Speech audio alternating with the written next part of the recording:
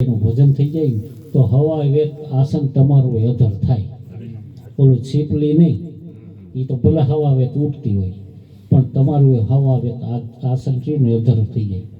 એવું આ ભજનનો મહિમા છે. અને આપણા મહાપુરુષો સંતોએ કીધું છે. આપણે એવું નથી કે આજ હું આ નવ નિશાળો આવીને તમને સમજાવું. આદિ અનાદિથી આ સંતો આ જ વાત કરતા ગયા છે. આમાં માણસો બદલાઈ ગયા છે. મારા તમારા જેવા એ સભાયું ફરી ગઈ છે, પણ વાત એકની એક જ છે કે ભાઈ તું તારાને ઓળખી લે તો બીજું કાંઈ કોઈને ઓળખવા જવું પડે એમ નથી. એટલે એમ કહે છે સંતો, તારા ઘટમાં પીવું બિરાજે, જોને અંતરપટ ખોલી ત્યાં વસ્તુ છે અણમોલી. પણ સજન કેરા સંગમાં રહીએ અને સાંભળીએ શુદ્ધ બોલી તો આ હૃદયની અંદર પ્રેમની ઓળી પ્રગટી જાય એમ છે.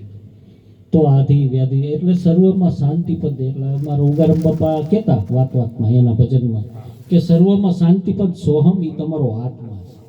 બીજા શબ્દ સ્વરૂપે એ કંઈ નહીં. એ તો શબ્દના કકા અક્ષર બારખડીના શબ્દ તો બધે લખ્યા છે. ચોપડીઓમાં, વ્યાખ્યાનમાં, પુરાણમાં બધે લખ્યું છે. પણ આ શબ્દ ક્યાંય લખવા બખવામાં ક્યાંય આવતો નથી. એને નિર્ગુણ શબ્દ કીધું છે. હવે નિર્ગુણ સ્વરૂપ હરેકની ઘટની અંદર શબ્દ સ્વરૂપે પણ પડ્યું છે. અત્યારે સાયન્સ રહ્યું એ માને છે કે અમે પૃથ્વીના પેટાળની અંદર ગયા એટલે અમને ત્યાં ધ્વનિ સમજાણો. એવી કોઈ શબ્દ નહોતો ધ્વનિ. એ કે ઓમ જેવો કંઈક ધ્વનિ આવતો હતો. આપણે પેટીમાં આપણે શબ્દ ગોતી છીએ. મારા જેવાની પેટી નથી આવડતી, કારણ કે શબ્દ ગોતી છે. ખરેખર શબ્દની વાત નથી, આ સૂરની વાત છે. એટલે આપણે મેળ નથી પડતો. બાપાએ જો ગઈઢા ગાડા વારે કેવું સમજાવી દીધું, ભજન કેવા ગાતા હતા. આપણું કામ નથી.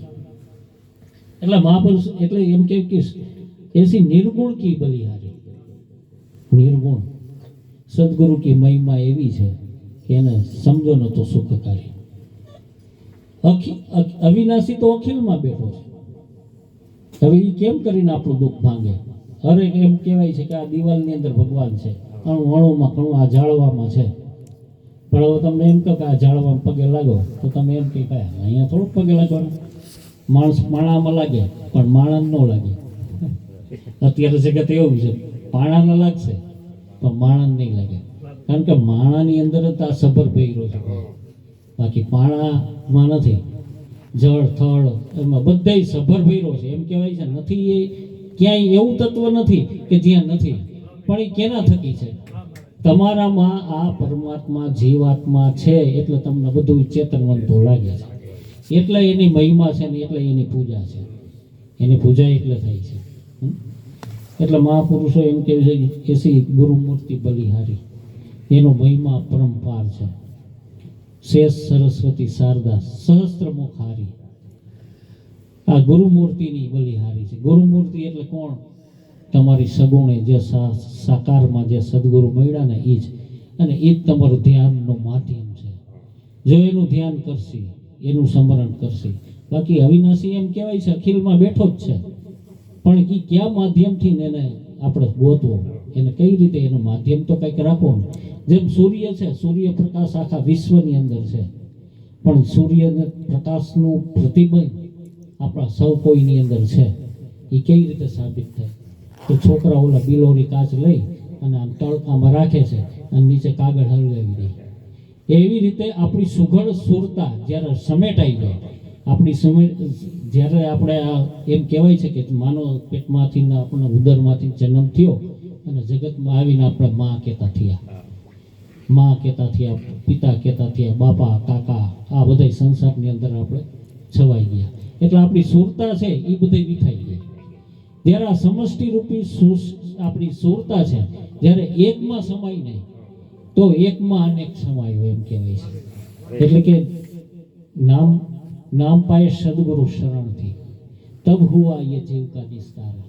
જ્યારે સદગુરુના શરણથી આ નામ ઈર્ષાગર બાપા કહેતા કે આ સંતો આ નામ નિરંજન હે ન્યાર. જે નામે આ સૃષ્ટિ રચાણા સર્વે બ્રહ્માંડ. દેવી દેવતા પીર પેગંબર આ સભી નામ આધાર. જે કોઈ આ તેર સાકારમાં જે કંઈ પૂજનીય સંતો છે એ નામને વચનને આધારે છે. એ વચનને આધારે જ આ બધું સ્થિર છે.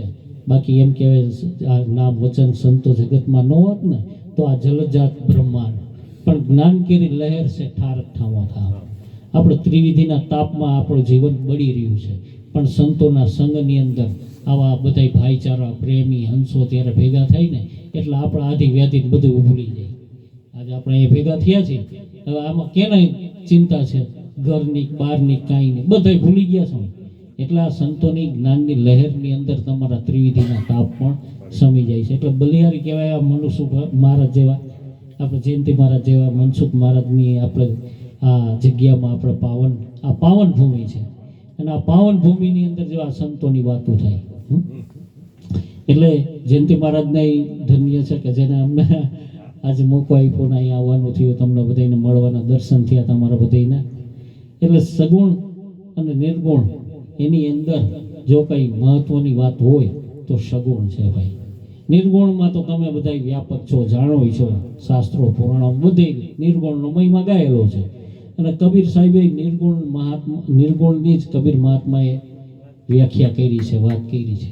પણ સગુણ વીણા મારું એમ માનવું છે ભાઈ કે સગુણ વીણા નિર્ગુણ મળતો નથી. આ ફંડામેન્ટલ છે. સગુણે તમને કોઈ સમજા રસ્તો, ભલે આજે હું કહું છું મહાભારત વાંચો, રામાયણ વાંચો, 18 પુરાણ વાંચો, એ વાંચતા તમને પ્રશ્ન થાય તમે કેને કહેવા જવાના?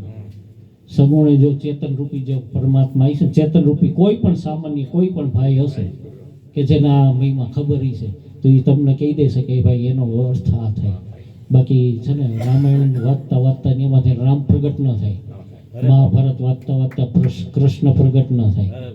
એ કૃષ્ણ રામ જે કાંઈ કયો એ થઈ ગયા, એના વર્ષો થઈ ગયા, 5000 વર્ષ થઈ ગયા. એટલે ભીમ સાહેબ જીવણ બાપા ભજન ગાતા હતા કે બંસી વાય આ સપનામાં સૂતા મને નીંદરમાં જગાય. તો કઈ કોકે પ્રશ્ન પૂછ્યો, એ કે તારા બાપા કૃષ્ણ ભગવાનને તો 5000 વર્ષ થઈ ગયા, તો તને એના બંસીના સુર હજી સંભળાય છે? એ કે ભાઈ તું જે કૃષ્ણ માનસ એ કૃષ્ણની વાત નથી, પણ મારો બાપો ભીમ રહ્યો ને આમરણમાં બેઠો અત્યારે બંસી વગાડે, એના સુર મારા અહીંયા કાને પડે છે. એટલે એમ બંસી વાય આમાં હાથ કોઠા વિંધી નાખો ને તો તમારામાં હોરો પવન, જો પવન પુરુષ જાગી જાય તો તમારામાં બંસી વાગે છે. એ બંસીના સરવાળા એના સુર રહ્યા ને એ મારા કાને, એટલે કે એને શ્રવણથી રેડ્યો અને મારા રુદિય ઠેરાણો. પછી મારી દેહડીમાં હોવો જણકાર, આ પ્યાલો બીજો તું કોણ પીવે, કે એ પ્યાલા પીધાના પ્રમાણ છે. એટલે મહાપુરુષો સંતો જે કાંઈ કહી ગયા થઈ ગયા, એ આપના એક ને એક આ જ વાત કહી ગયા છે કે ભાઈ આની અંદર આ છે ને આનું ભજન થઈ જાય, આની સમજણ આવી જાય, અને એ તો આ સાધન છે ને એ કામનું છે. આ સાધન રહ્યું ને એ તો કામનું છે કે સંતની વાતમાં સમજાઈ જાય, એમાં મેળ પડી જાય તો આપણા જેવાનો બેડો પાર થઈ જાય. મહાપુરુષોનું એક જ કહેવું છે કે તું તારાને ઓળખી લે. આ સમય અવસરીઓ, આ મહિનો છે, આ વારે આપને મનુષ્ય અવતાર મળતો નથી. એમ કહેવાય છે કે આ હાથ પગ મળે. હવે કેમ ખબર પડે કે આ હાથમાં છેલ્લો હોય છે પહેલો હોય છે? આપને કંઈ નક્કી છે? એના કરતાં આંખો બીજીને ભજી લેવાય. આ છેલ્લો જ છે એમ સમજી લડી લ્યો. બોલો સદગુરુદેવ. વચનમાંથી વચન બોલે, બહુ કરે પુકારામાં ઝંઝીરો વગર એની ઉપર થોડીક વાત